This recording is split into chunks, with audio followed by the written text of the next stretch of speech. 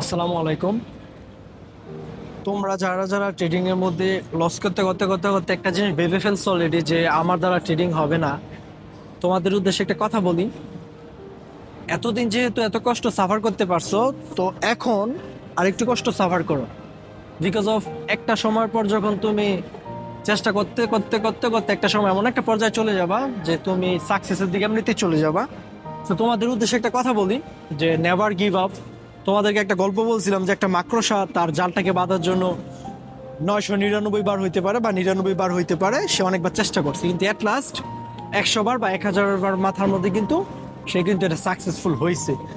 তো একটা মাকড়সা যদি পারে, তাহলে আমরা কেন পারবো না? তো তোমাদের উদ্দেশ্যে একটা কথা বলি যে ভাই, অনেক কষ্ট করছো, অনেক কিছু করছো, এখন জাস্ট আর কিছু মাস শিখো, তোমরাও পারবা। So never give up.